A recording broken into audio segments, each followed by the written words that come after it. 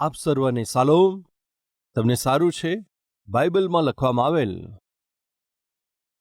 પ્રાર્થનાઓના વિષયમાં પાછલા સમયથી આપણે શીખી રહ્યા છે.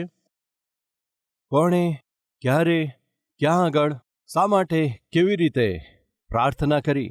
આ અતિ મૂલ્યવાન પ્રાર્થનાઓના વિષયમાં હું તમારી સાથે વિસ્તાર રૂપે સમજાવતો આવ્યો છું. આજે પણ બીજા એક આત્મિક વ્યક્તિ દ્વારા કરવામાં આવેલી પ્રાર્થના વિશે આપણે શીખીશું. તેમણે કયા સમયમાં, કઈ પરિસ્થિતિમાં, કેવી રીતે પ્રાર્થના કરી, આપણે ધ્યાનથી મનન કરીશું.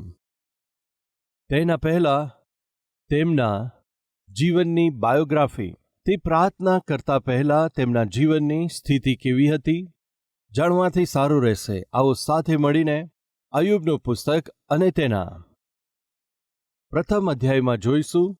શરૂઆતની થોડી કલમો વાંચું છું. ઉસ દેશમાં અય્યુબ નામનો એક વ્યક્તિ હતો.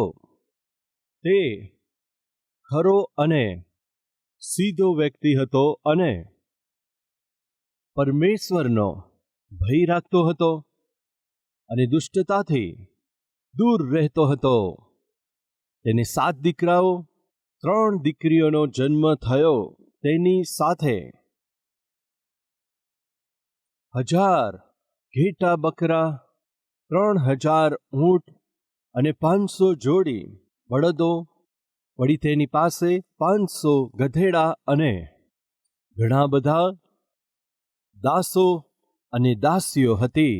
આ ઉપરાંત તેની પાસે એટલી બધી સંપત્તિ હતી કે પૂર્વના દેશોના લોકોમાં તે તો સૌથી મોટો ગણાતો.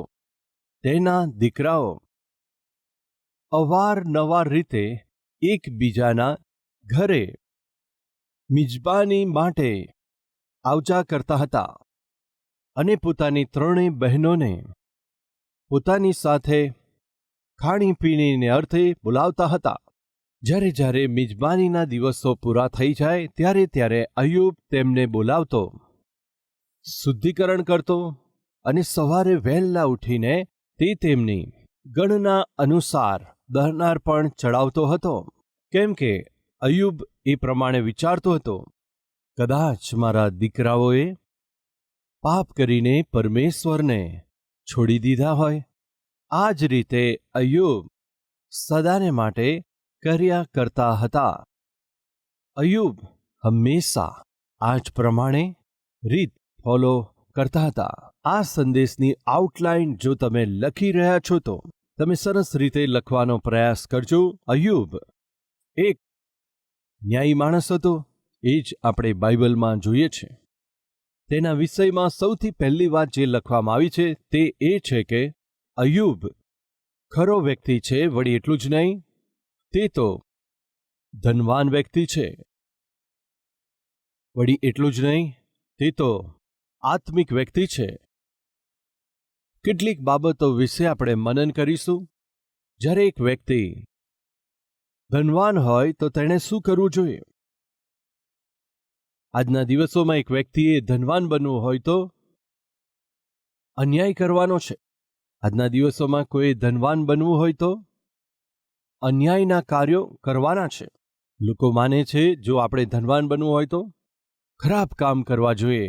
પરંતુ એવા ઘણા બધા લોકો છે, કહે છે ને, કાલ સુધી તો સાયકલ પર ફરતા હતા, પરંતુ આજે કેટલી મોંઘી કારમાં ફરે છે. શું ઈમાનદારીથી કમાયા હશે? પ્રશ્ન કરવાથી કેટલા લોકો દ્રઢતાથી યસ કહી શકશે?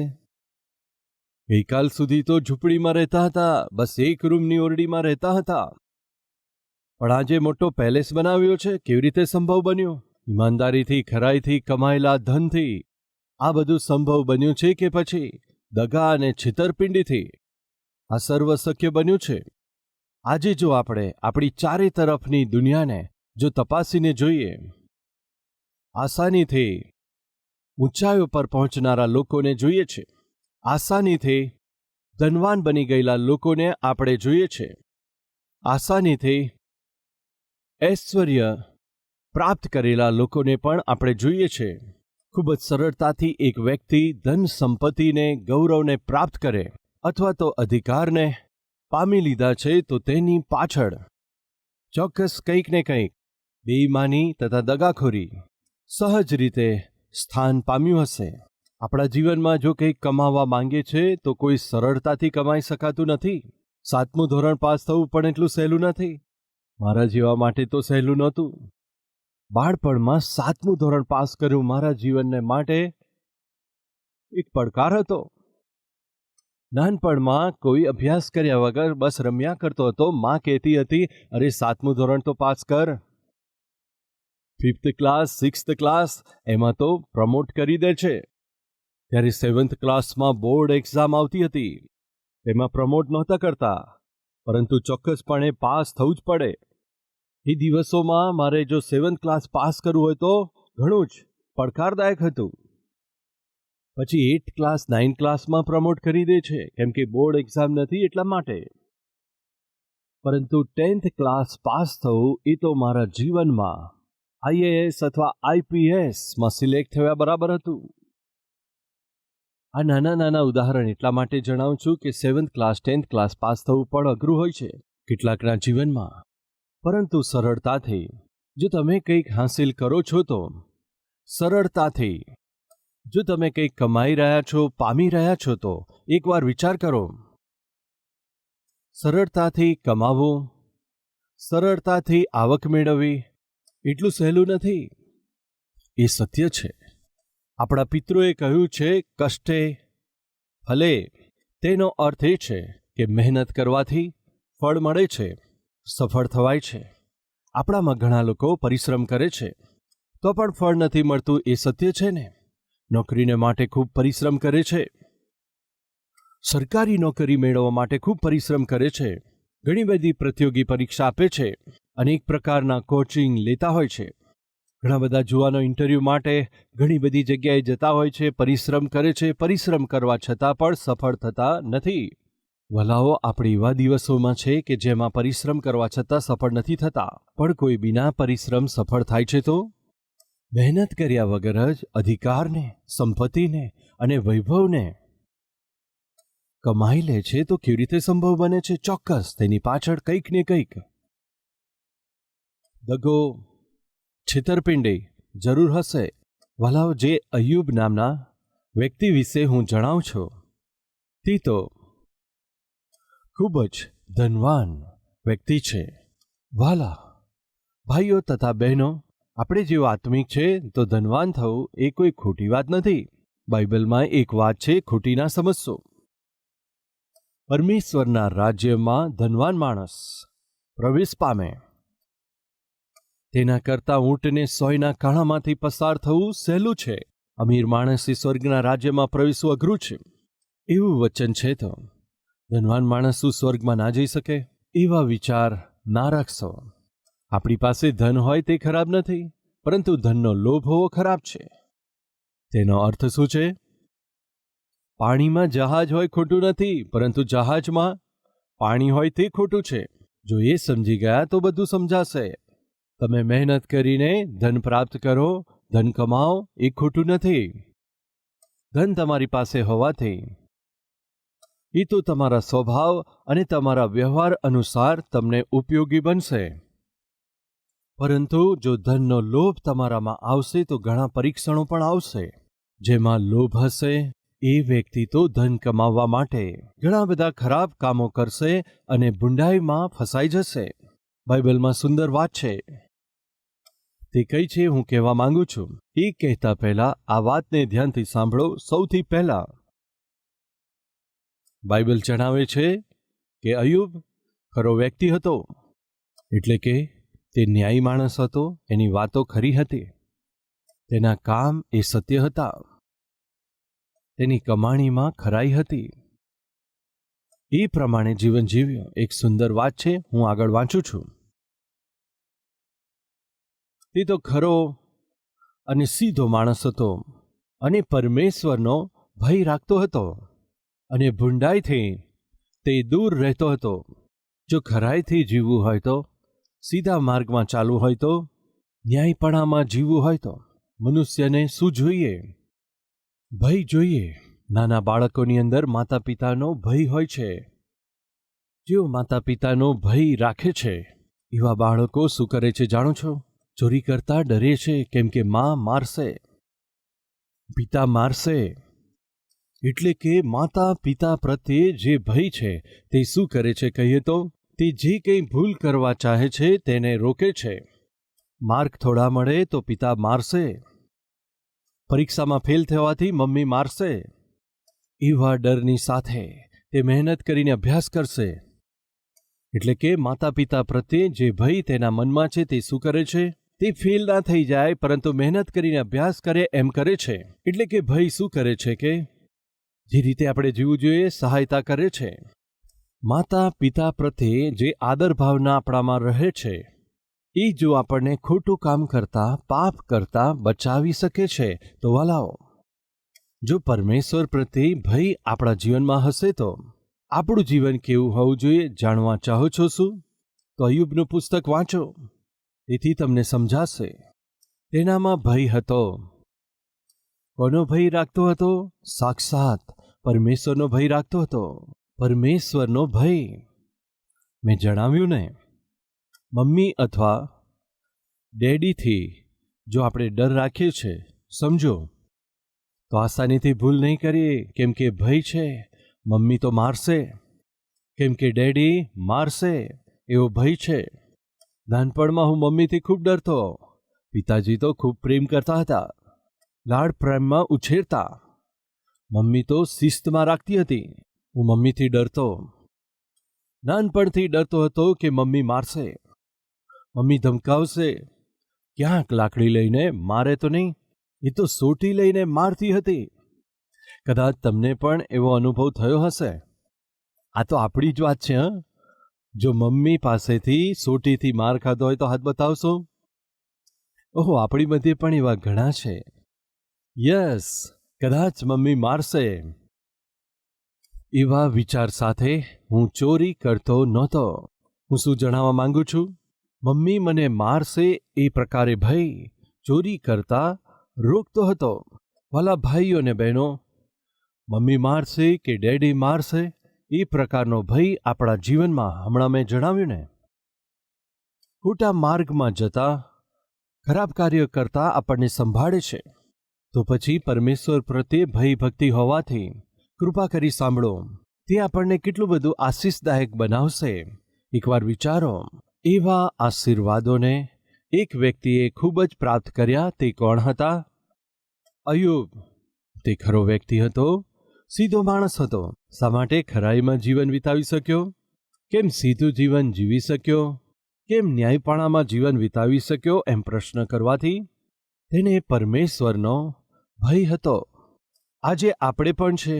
આપણામાં કેટલાક લોકો છે જેમાં સચ્ચાઈ નથી, સીધી રીતે તેઓ વાત કરતા નથી, ખરાઈથી કમાતા નથી, પવિત્રતાથી જીવન જીવતા નથી, વાતોમાં પવિત્રતા નથી, કાર્યોની અંદર પવિત્રતા નથી, દ્રષ્ટિમાં પવિત્રતા નથી હોતી, વાતોમાં કોઈ સચ્ચાઈ નથી હોતી. ખબર નહીં કેમ મોં ખોલે છે અને જૂઠું બોલવા લાગે છે.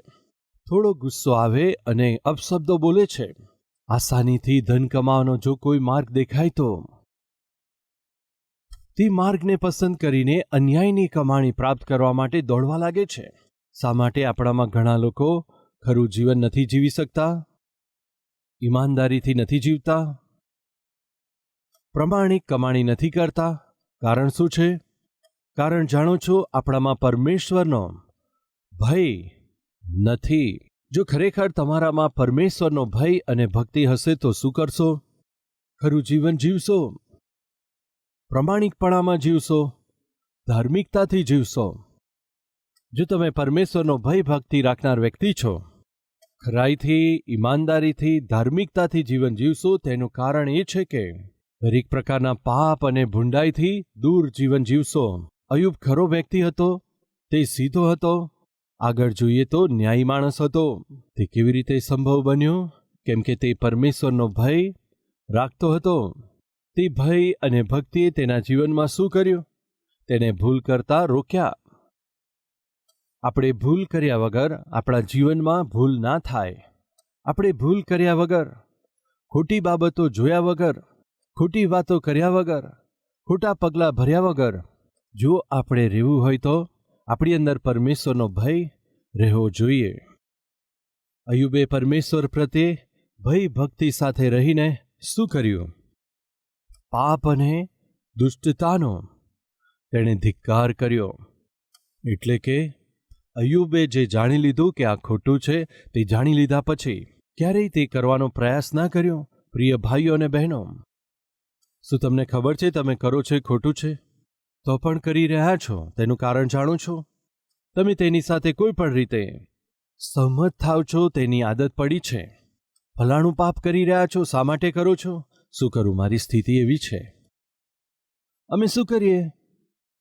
જો એમ ના કરીએ તો જીવવું મુશ્કેલ પડે. જો હું એમ ના કરું તો હું EMI કેવી રીતે ભરી શકું?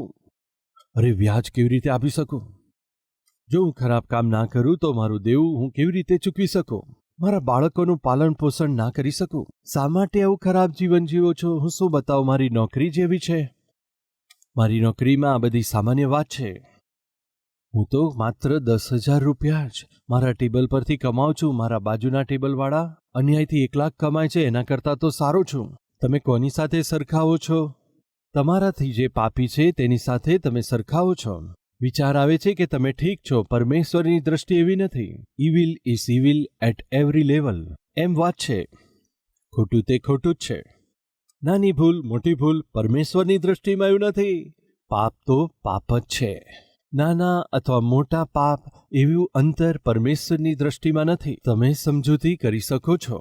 હું આ પુરુષ જેવો પાપી નથી, હું આ સ્ત્રી જેવી પાપી નથી. એ પ્રમાણે એ સ્ત્રી તો 10 સાથે પાપ કરે છે, હું તો 1 સાથે જ કરું છું. હું તેના જેટલી પાપી સ્ત્રી નથી, એમ સમજૂતી કરી શકો છો. પરંતુ પરમેશ્વરની દ્રષ્ટિમાં બંને સમાન છે.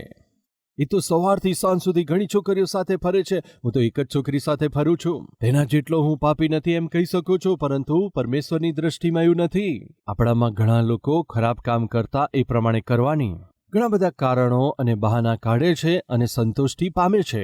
હવે તમે જે કારણ બતાવો છો તેમાંથી એક પણ પરમેશ્વરની દ્રષ્ટિમાં બિલકુલ પણ સાચું નથી. ભૂલશો નહીં. અય્યુબ પરમેશ્વરની ભય ભક્તિમાં જીવન જીવતો હતો. એટલા માટે શું કર્યું જાણો છો? પોતાના જીવનની અંદર જાણી જોઈને કોઈ પણ પ્રકારની ભૂલ કરવા માટે તેણે સાહસ ના કર્યું. તેના જીવનની અંદર આ કંઈ ખોટું છે એવો વિવેક જે બાબતની અંદર પ્રગટ થયો અથવા તેને સૂચન કરે તેને તે પોતાથી અલગ કરતો. આ ખરાબ છે તે અલગ કરી દેતો. આ સારું નથી, અલગ કરે. આ યોગ્ય નથી, તે દૂર કરે.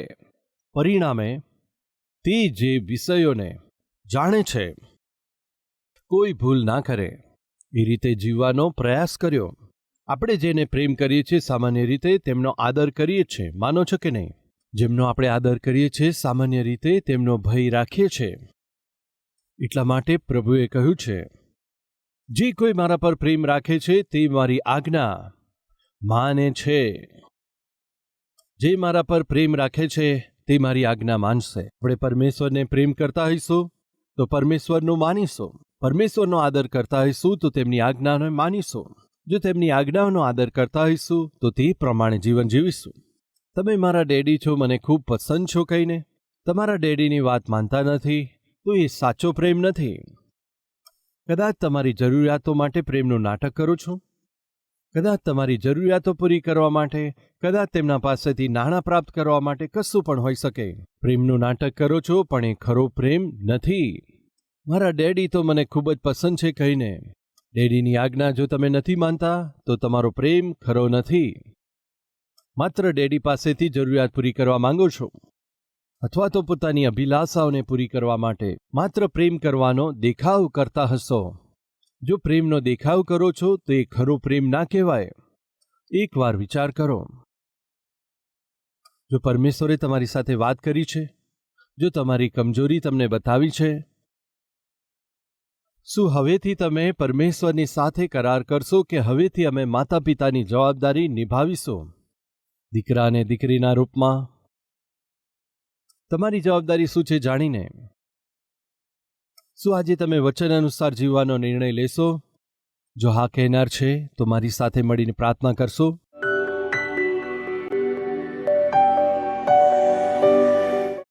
મહાન પવિત્ર પ્રેમી પરમેશ્વર પિતા, ખૂબ જ સીધું અને સ્પષ્ટ રીતે તમે અમારી સાથે વાત કરી છે. અમે તમારો આભાર માનીએ છીએ. પિતા, અમારી કમજોરીઓને અમે જાણીએ છીએ. પિતા, અમે જાણીએ છીએ કે અમારામાં કયા કયા પાપ છે. તેને સીધું અમારી આગળ લાવીને તમે અમને ઉત્તર આપ્યો માટે તમારો આભાર.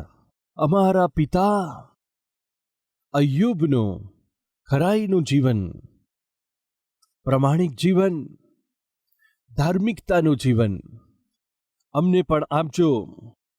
અય્યુબે તમને પ્રેમ કર્યો, એટલા માટે તમારી ભયભક્તિમાં તેણે જીવન વિતાવ્યું. એટલા માટે તેણે ભૂંડાઈથી પોતે ઘૃણા કરી. તેના પરિણામે તે ઐશ્વર્ય, ધન અને સંપત્તિ, આદર એ સર્વ પામી શક્યો. કેટલા સારા ગુણની સાથે, બિલકુલ ધનનો લોભી ના બનીને પિતા નમ્રતાથી પોતાના જીવનને આગળ વધારતા અય્યુબે વિચાર્યું, આ સર્વથી વધારે ધન પરમેશ્વરે આપેલા સંતાનો છે. તેમને આત્મિક રીતે વધારવાના છે. તેમની ચારે તરફ પ્રાર્થનાની વાડ બાંધવાની છે. એવા વિચાર કરીને સવારે વહેલા ઉઠીને તેણે કેવી રીતે બાળકોની ચારે તરફ પ્રાર્થનાની વાડ બાંધી, એવી કૃપા અમને આપજો પિતા. તમારા સેવકોની વિરુદ્ધમાં શૈતાનના દરેક વિચારોને, હથિયારોને સફળ થવા દેજો નહીં, નાશ કરજો. પ્રભુ ઈસુ ખ્રિસ્તના નામમાં માંગીએ છે પિતા, આમીન.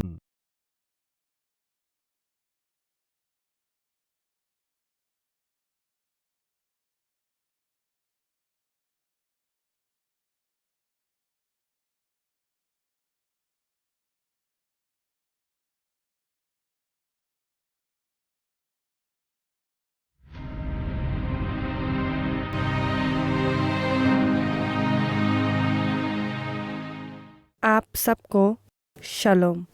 मेरा नाम सत्यवेनी है। मैं और मेरे पति नौकरी के लिए हैदराबाद आए।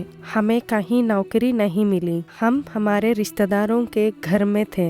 बाद में हमें एक अपार्टमेंट में छोटा सा काम मिला। मेरे पति वॉचमैन का काम करते थे, मैं घरों में काम करती थी।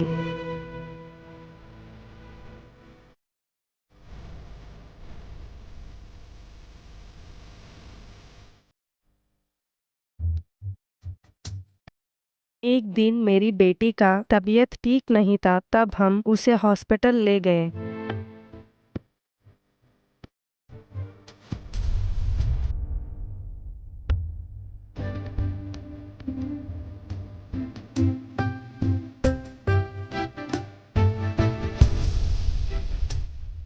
रिपोर्ट्स बताए, डॉक्टर कहे आपके बेटी के हार्ट में होल है और ऑपरेशन के लिए लगभग 15 लाख रुपए लगेंगे कहे।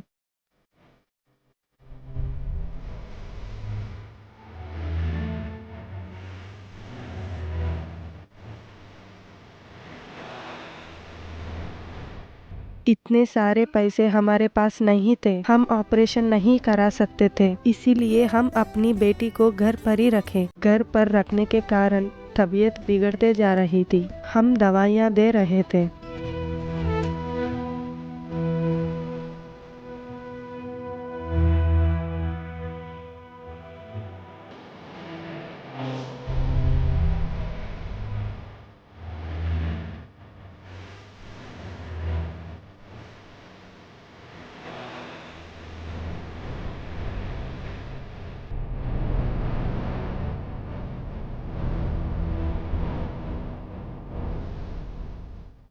आर्थिक समस्याओं के कारण हम बहुत तड़प रहे थे। दोपहर में भोजन खाने से रात को भोजन नहीं रहता था, भूखे सोते थे। दिन ब दिन हमारी परिस्थिति, हमारी बेटी की तबीयत बिगड़ते जा रही थी। ये देखकर मुझे मरने का विचार आता था। उस समय एक बहन की सहायता से हम कलवरी टेम्पल गए। उस दिन वचन के द्वारा प्रभु हमें बहुत हिम्मत दिए। आज आपको कोई रास्ता दिखाई नहीं दे रहा है क्या? सारी रुकावटें हैं क्या? सारी मुश्किलें हैं? अगर आप इस तरह की स्थिति में हैं तो परमेश्वर आपसे कह रहे हैं, आप अपने आप को समर्पित कीजिए। आप मेरे अधीन हो जाओ, मेरी इच्छा के अनुसार चलो, तब मैं इस तरह से करूंगा, मैं आपके मार्गों को सीधा करूंगा। It's a conditional blessing. पहले आपको जो करना है वो कीजिए, बाकी का मैं देख लूंगा। आप अपने आप को मुझे समर्पित कर दो। प्रभु, आपकी इच्छा मेरी इच्छा है, आपकी मर्जी मेरी मर्जी, ऐसे मान लो, तब मैं आपकी हर एक मुश्किलों को, रुकावटों को दूर कर दूंगा। वचन सुनने के बाद मैं प्रभु से प्रार्थना की, मेरी बेटी को ठीक कीजिए, चंगा कीजिए। कहीं मैं अपनी बेटी की बीमारी के लिए उपवास रहकर दुख से प्रभु को प्रार्थना करती थी। तब प्रभु हमारे जीवन में आश्चर्य कार्य किए। ऑपरेशन के लिए 15 लाख चाहिए था, लेकिन 12,000 में ही प्रभु गवर्नमेंट हॉस्पिटल में ऑपरेशन के लिए सहायता किए। प्रभु हमारे परिवार में आश्चर्य कार्य करते जा रहे थे। मेरे पति भी पेट में रसूली के कारण बीमार थे, उन्हें भी प्रभु ठीक किए। हम पर झूठा चोरी का केस लगाया गया था और प्रभु उसे भी निकाल दिए। प्रभु हमें इतना आशीष दिए, इसके लिए हम प्रभु को क्या दे सकते हैं। इसलिए मैं काम करते हुए एक बार मैं प्रभु का सुसमाचार सबको सुनाई।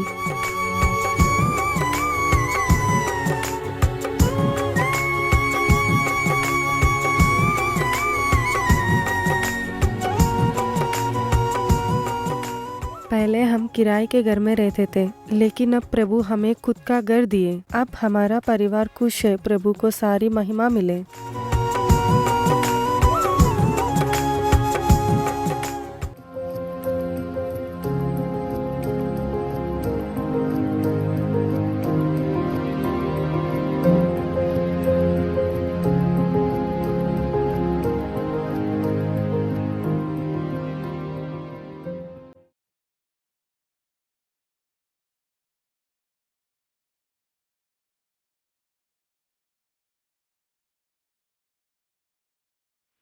અમારું address Calvary, post box number 30, Kukatpally, Hyderabad 72।